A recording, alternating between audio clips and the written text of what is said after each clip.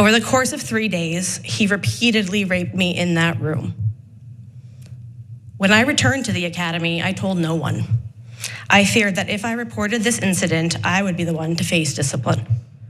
My fears were not unfounded. There is an incredibly strong correlation between our abusive culture and the continued failure by Coast Guard senior leaders to hold themselves and others accountable for abhorrent and at times criminal behavior. Yesterday, 3 veterans and 1 cadet of the United States Coast Guard testified before the Senate Committee on Homeland Security and Governmental Affairs to discuss decades of pervasive and an insidious culture of sexual harassment and assault. Now, they allege that the abuse has gone on without any accountability or justice. Here's some more of retired Lieutenant Melissa McAfee's testimony. I later witnessed the restriction of a classmate who was brave enough to report a rape. To add insult to injury, senior leaders at the academy permitted her rapist to graduate and to receive his commission. To my knowledge, he is still serving today. My second sexual assault occurred during my 3rd year at the academy. I was asleep in my room when an intoxicated classmate broke in, climbed into my bed, and began undoing his shorts. Thankfully, I was able to stop him. I escorted my classmate to his room, put him to bed, and never spoke of the incident. My experiences are not isolated events. There are hundreds of similar stories within the academy and throughout the fleet, involving officers and enlisted members alike. And it only gets worse when you realize that some of these women have been talking about this for years, for decades, and nothing has been done. I told my story to your colleagues over in the US House of Representatives back in 2006, and I'm praying that today is the day that Congress takes action. I entered the academy in June of 2004, but had no choice but to leave after 1 semester of study, as my physical safety was at stake. I was groped several times, sometimes with 30 laughing witnesses, and sexually harassed on a daily basis. The environment was so consuming that I would take my school assignments down to the baseball dugouts in the dark with a flashlight. After I reluctantly reported my assaults, I was simply asked by my company commander, "Is this worth investigating?" I told him, I don't know. In a later meeting, after an investigation was forced, the same company commander admitted that he didn't start an investigation because, quote, he figured that it happened on a date. You do have blonde hair and you wear makeup. 17 years ago, she testified before the House about this abuse that she experienced, about the pervasive culture of rape and sexual assault. 17 years ago, and 17 years later, she's doing it in front of the Senate. And she said that she hopes this time something changes, but based on the history of how Congress has addressed this issue, or how they haven't addressed the issue is more accurate, and how the Coast Guard hasn't addressed this issue, how the military in general hasn't addressed this issue, I would say it's unlikely that they're gonna take her seriously this time. But kudos to her and the other women who stood up and testified and told their stories to fight for better conditions for them and for future generations to come.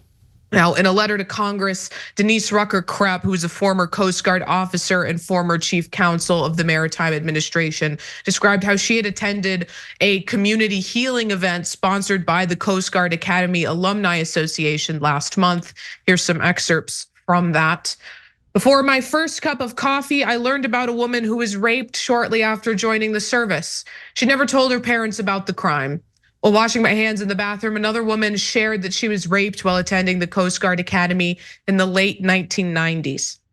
Another woman shared that she was gang raped by 3 students at the school and had spent 2/3 of her life on medication because of the crimes that occurred almost 40 years ago. And these damning testimonies come just days after CNN reported on the widespread mishandling of instances of sexual assault, harassment, bullying, and intimidation.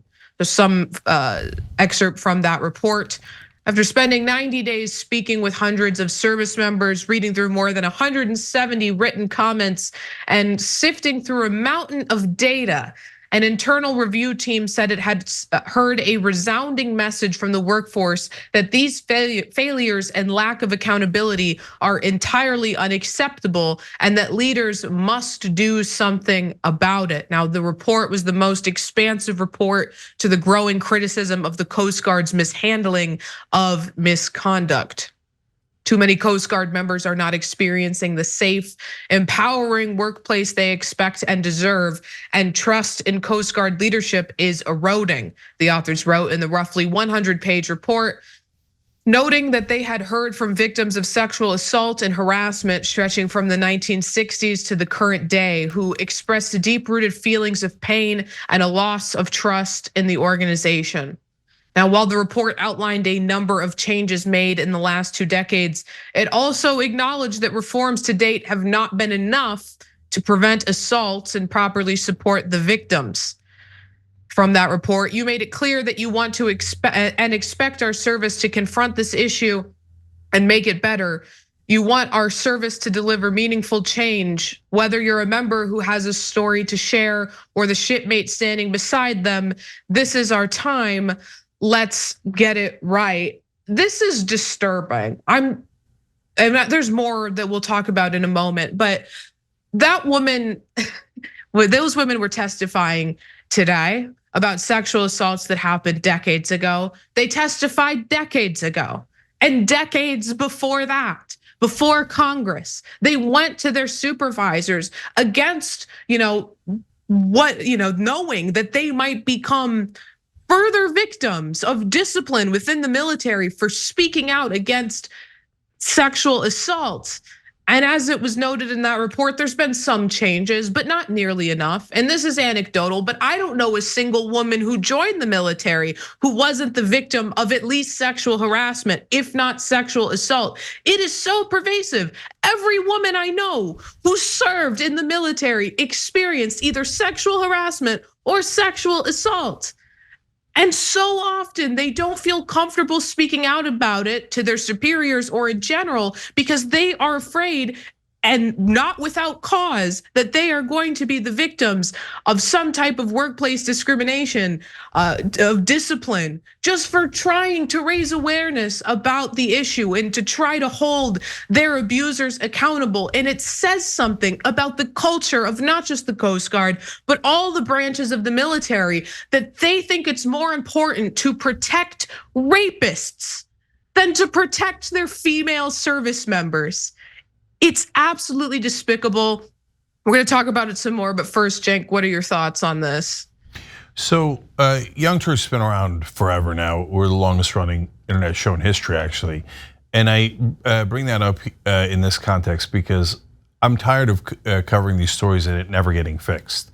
So that story back in 2006, the testimony of the Coast Guard, I believe we covered it here on Young Turks.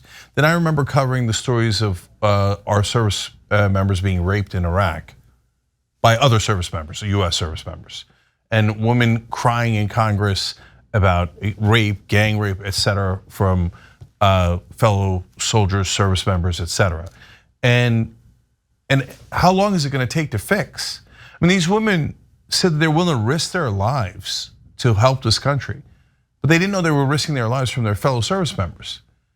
And they have all these ads now that the Republicans make fun of and call them too woke or whatever, but the military, the Pentagon, etc., is trying to recruit people like, oh no, we're in favor of gay people, trans people, black people, whatever it is that they're saying in those goofy ads, right? You know how you could attract more people into the military? If they were sure they weren't going to get raped.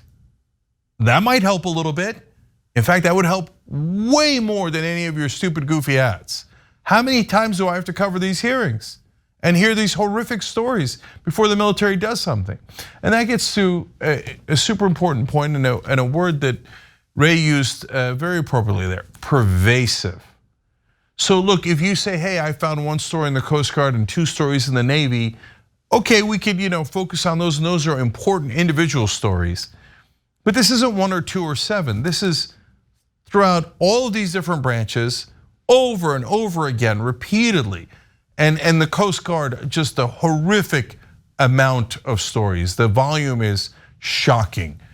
And so, one more piece of irony here, because when Hamas attacked Israel on October 7th, one of the reasons that we were all horrified was because they committed some war crimes, and one of them was rape. And the media and American government officials went crazy talking about it, and justifiably so. Look at the horrors here. Can you believe this happening? Rape in war is a war crime. Absolutely right. How about when our soldiers or our service members do it repeatedly? Aren't those war crimes against our own women that have joined the military and the Coast Guard? No, when we do it at repeatedly, pervasively, over and over and over and over again, apparently not a war crime, not a big enough deal to even investigate. It's really heartbreaking. Yeah, absolutely disgusting. And Cenk, you mentioned that you've covered this so many times here on TYT. Here's some reporting that you did in 2012 of this exact same issue. There has been a lawsuit filed against the military. This is a federal lawsuit that alleges that the military has been dismissive in cases of sexual assault and rape. So there are 8 current and former members of the military, they're all women, who have filed this lawsuit. And they said that in some cases, if they went to their commanders and told them what was going on, not only would they be dismissive, but they would threaten them with actual consequences as if they did something wrong in this case. The Air Force released a sexual abuse report just this past Wednesday, and it focused on how widespread sexual abuse is in our military. And what they found is that 11 basic training instructors have been charged with offenses ranging from inappropriate touching of female recruits to rape. 2 commanding officers have been removed and 6 more have received disciplinary action. 48 women, some as young as 17 or 18 years old, have come forward with stories of sexual misconduct. Now, this is so widespread that another report by the Department of Defense found that there are as many as 10,000 sexual assault cases within the military each year.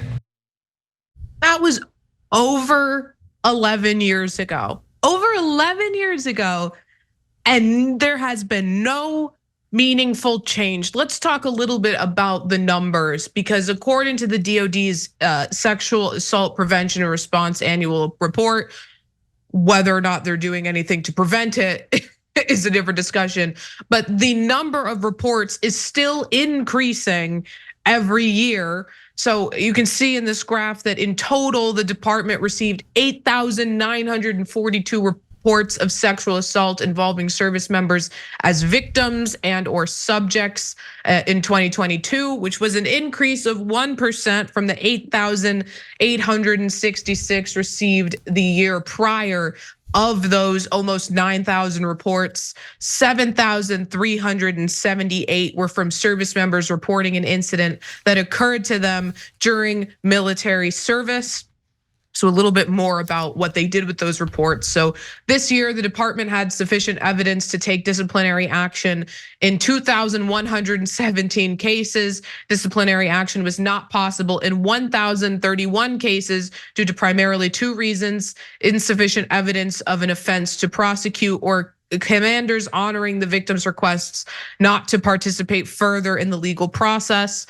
About 1% of subject cases were unfounded, meaning they were false or baseless, which I think is important to note, because first of all, I'd be interested to see what led them to conclude that. But we often see the defense of rape in the military, which is an insane thing that anyone feels they need to do. They have to defend sexual harassment and sexual assault, which makes me raise my eyebrows at what they're doing. But they'll say, well, the women are liars. See, these women in the military, they don't want to do the work. which is why they signed up for the military. Again, filled with logic, these arguments. And they just feel angry about their male service members, so they falsely accuse them of sexual assault. But even the department itself said less than 1% of the cases we determined were unfounded. That means 99% of the cases they thought were not lies, were at least on some level believable, which completely undermines that ridiculous argument, which is just based in misogyny. But going back to the Senate hearing, it's something, right? But that congressional hearing in 2006 was also something, and they didn't do anything then. So it's just hard to believe that this time the government is actually going to protect service women, that this time they're actually going to punish the individuals responsible.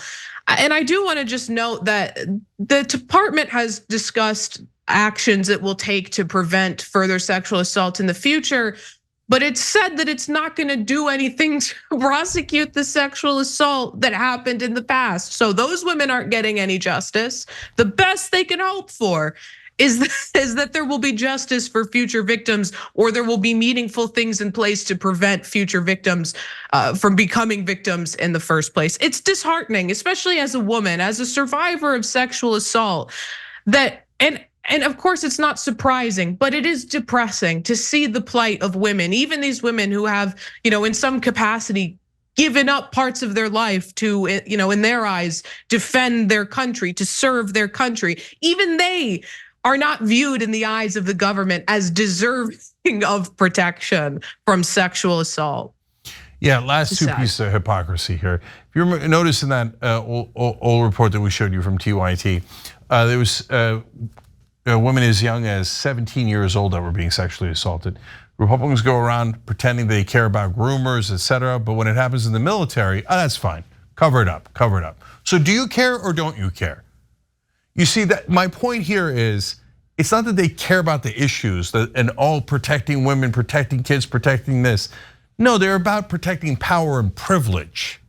And that's why I mentioned the Hamas thing. So that's terrible that a couple of rapes happened when Hamas invaded Israel or attacked Israel, right?